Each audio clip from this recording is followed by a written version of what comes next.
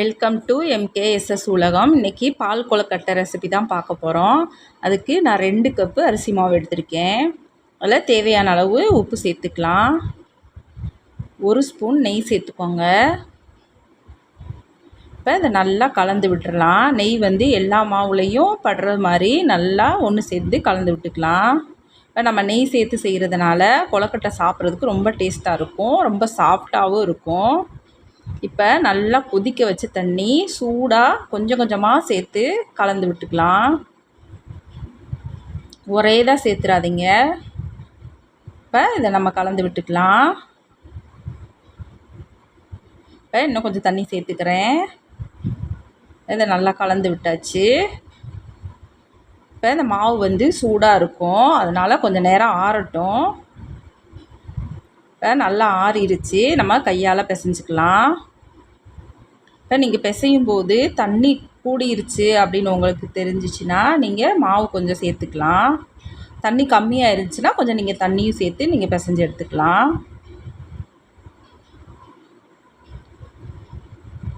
இப்போ நம்ம மாவு நல்லா பிசைஞ்சு எடுத்துட்டோம். இந்த அளவுக்கு நல்லா சாஃப்டாக இருக்கணும் மாவு. இப்போ கையில் எண்ணெயோ நெய்யோ தடவிக்கலாம். அப்போ தான் கையில் ஒட்டாமல் இருக்கும் நம்ம உருட்டும்போது. இப்போ நான் கொஞ்சமாக மாவு எடுத்துக்கிறேன். உங்களுக்கு எந்த சைஸு உங்களுக்கு வேணுமோ அந்த சைஸ் நீங்கள் மாவு எடுத்து உருட்டிக்கோங்க. நான் இந்த சைஸ் எடுத்திருக்கேன்.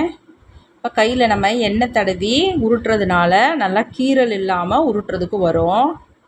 நம்ம இதே மாதிரியே எல்லா மாவையும் உருட்டி வச்சுக்கலாம். இப்போ எல்லாத்தையும் உருட்டி வச்சாச்சு. இப்போ தண்ணி வந்து நல்லா கொதிச்சிருக்கு. இப்போ நான் வந்து இந்த கப்பில் 2 கப்பு மாவு எடுத்தேன். இதே கப்புலையே 5 கப்பு தண்ணி சேர்த்துருக்கேன். இப்போ நம்ம உருண்டையை ஒன்றொன்னா அதில் சேர்த்துடலாம். மொத்தமாக சேர்க்காதீங்க, ஒன்றோட ஒன்று ஒட்டிக்கிடும்.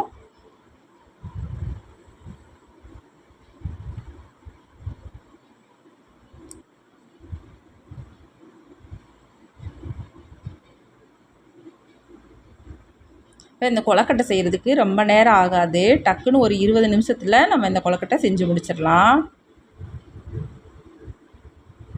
இப்போ எல்லாத்தையும் நம்ம சேர்த்துட்டோம். இப்போ அப்படியேவும் ஒரு 2 நிமிஷம் அப்படியே வேகட்டும், நம்ம கிளற வேணாம். இப்போ 2 நிமிஷம் ஆயிடுச்சு. லைட்டாக மெதுவாக கிளறி விட்டுக்கோங்க. நீங்கள் டக்குன்னு போட்டு கிண்டுனீங்கன்னா உடையிறதுக்கு வாய்ப்பு இருக்குது. அதனால் பையாக கிளறி விட்டுடலாம். இப்போ இது ஒரு 10 நிமிஷம் நல்லா வேகட்டும்.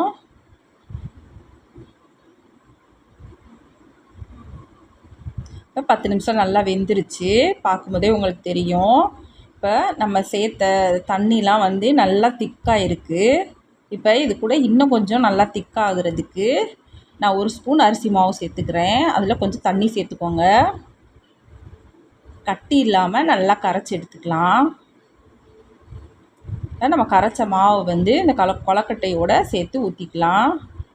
இப்போ இது வந்து ஒரு 5 நிமிஷம் நல்லா வேகட்டும். இப்போ 5 நிமிஷம் நல்லா வெந்துருச்சு.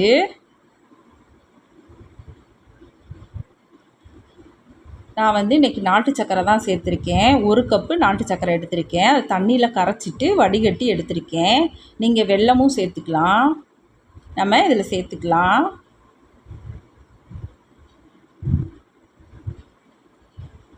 இப்போ இதை நல்லா ஒரு 4 ஏலக்காய் அது கூட சேர்த்துக்கோங்க.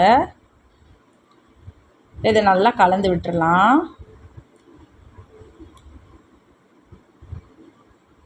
இப்போ இது நல்லா கலந்தாச்சு. ஒரு 5 நிமிஷம் நல்லா கொதித்து வேகட்டும்.